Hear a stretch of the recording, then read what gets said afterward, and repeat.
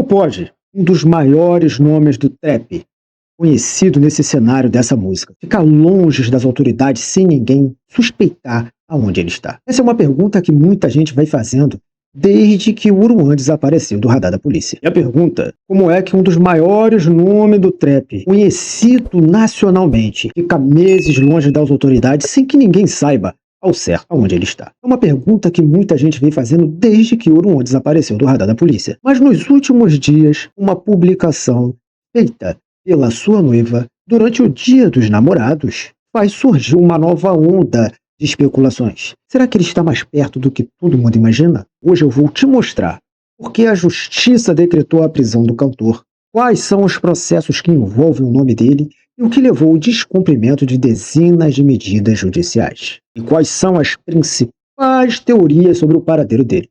Então já fica aqui comigo até o final. Caso você ainda não me conheça, eu sou o Fábio Odara e o meu papo é reto. Depois da vinheta, a gente analisa isso tudo. Já fazia um tempo que o nome do Uruan não aparecia entre os assuntos mais comentados. Só que bastou uma publicação feita pela noiva dele para toda essa história voltar a ganhar forças nas redes sociais. A homenagem do Dia dos Namorados levantou uma dúvida que muita gente começou a fazer. Será que ela sabe onde ele está? Até aquele momento, apesar de todas as polêmicas, ele ainda conseguiu escapar de todas as consequências, muito mais graves do que parece. Depois de pagar fiança, deixou a delegacia, seguiu e respondeu aos processos em liberdade. Só que aquela situação estava longe de ser o capítulo final. Na verdade, era apenas o início de uma sequência de acontecimentos que acabariam complicando de vez a situação dele perante a justiça. Segundo as investigações, a situação saiu completamente do controle. Durante a operação, policiais relataram que pedras foram arremessadas contra as viaturas e contra os próprios agentes. Um dos policiais, inclusive, acabou ferido em meio à confusão. Quero ver você vir aqui, pô! Me pegar aqui dentro do complexo! Não vai me pegar só por causa que aqui você espeida, pô! Atira aí, ô filho da p... Mano, vai dar merda não. Depois de alguns dias foragido, o Uruan decidiu se apresentar às autoridades. Só que isso não impediu o avanço das investigações. Ao final do inquérito, ele acabou sendo indiciado por uma série de crimes que agravaram ainda mais a situação dele perante a justiça. A injustiça, ou a justiça, foi feita. Além das acusações, os investigados também passaram a apurar possíveis vínculos do cantor com integrantes do Comando Vermelho e a relação do nome dele com eventos que, segundo as investigações, teriam sido financiadas pela facção. Mesmo diante desse cenário, a defesa conseguiu uma decisão favorável no Superior Tribunal de Justiça, permitindo que ele respondesse ao processo em liberdade. Mas essa liberdade veio acompanhada de diversas restrições impostas pela Justiça. E foi justamente o descumprimento dessas regras que acabaram colocando o cantor novamente no centro das atenções. Só que o nosso grande e querido Uruan aí não parece ter se adaptado muito bem a essas regras aí não. Relatórios enviados pela SEAP, a juíza apontaram mais de 60 violações cometidas pelo Uruan entre outubro e novembro de 2025. Por exemplo, a tornozeleira eletrônica ficou desligada, sem bateria por longos períodos, em pelo menos 22 ocasiões.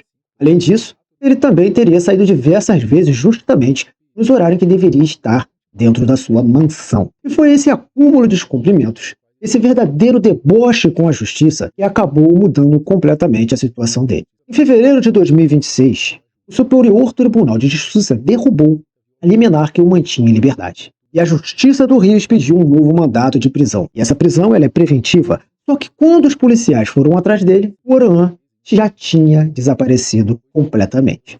Desde então passou a ser considerado oficialmente foragido da justiça. E o mais curioso é que mesmo foragido, ele continuou aparecendo nas redes sociais, postando conteúdos que muita gente interpretou como provocações. E acredite se quiser, durante todo esse período, ele chegou até lançar um clipe novo, enquanto muita gente especulava onde ele estava escondido. A polícia seguia sem conseguir localizá-lo como até hoje. Como se isso não bastasse, mesmo escondido das autoridades do Rio de Janeiro, o cantor acabou entrando em mais um problema com a justiça. Veio à tona um caso ocorrido em dezembro de 2024, quando ele teria feito disparos para o alto com uma espingarda durante uma festa em um sítio no interior de São Paulo. Depois surgiu aquela discussão. Teve gente dizendo que a arma não era de verdade.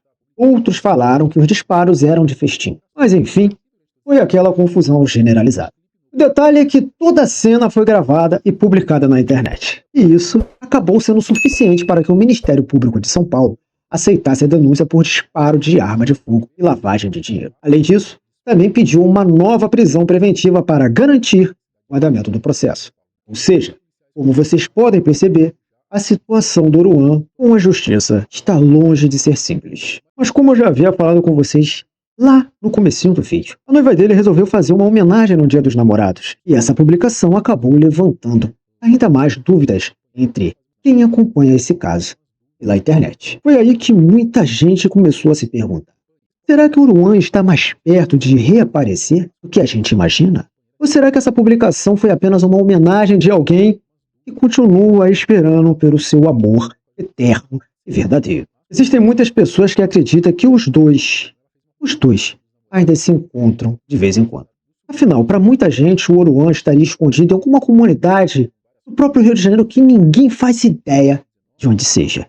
Cara, de uma coisa é certa: se essa história é verdadeira ou não, ninguém sabe. Oficialmente, né? Não existe nenhuma informação concreta sobre o paradeiro desse cantor, vamos dizer assim. É bem provável que os dois continuem juntos, mas a Fernanda também não dá nenhuma pista onde o noivo estaria. Enquanto isso, a Justiça do Rio de Janeiro rejeitou o pedido mais recente de liberdade apresentado pela defesa do Oruan. Os advogados alegaram que ele sofre de tuberculose pulmonar e que precisa fazer um tratamento em liberdade. Só que a juíza negou o pedido por um motivo bem simples: ele continua foragido. A decisão foi clara: caso ele seja capturado ou resolva se apresentar espontaneamente, será encaminhado para o hospital do sistema prisional, aonde ele passará por perícia médica e receberá o tratamento sob custódia do estádio. Isso quer dizer que enquanto ele continuar escondido, a situação dele continuará exatamente a mesma. Mas e aí, José? No final das contas, essa é a grande realidade.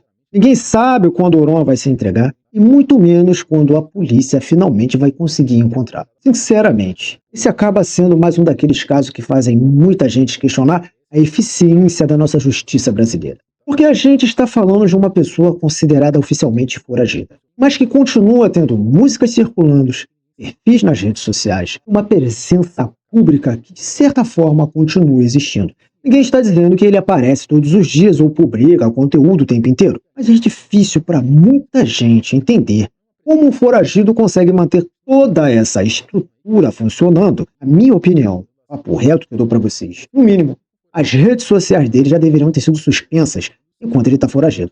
Por muito menos aí perfis são derrubados, porque fica uma sensação muito estranha. O sujeito está sendo procurado pela justiça, mas continua com os perfis ativos. E uma parte pequena da vida pública funcionando normalmente. Isso faz muita gente se perguntar: as regras realmente são iguais para todo mundo?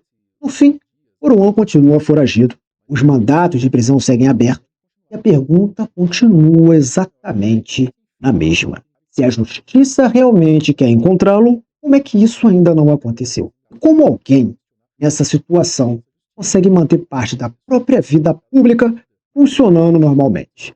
Essa é mais uma daquelas histórias que você tem muita dificuldade para explicar para um estrangeiro ou até mesmo para uma criança. Se você não é um inscrito no canal, rapaziada, se inscreva, ative as notificações, deixe o teu like e o seu comentário, que é muito importante.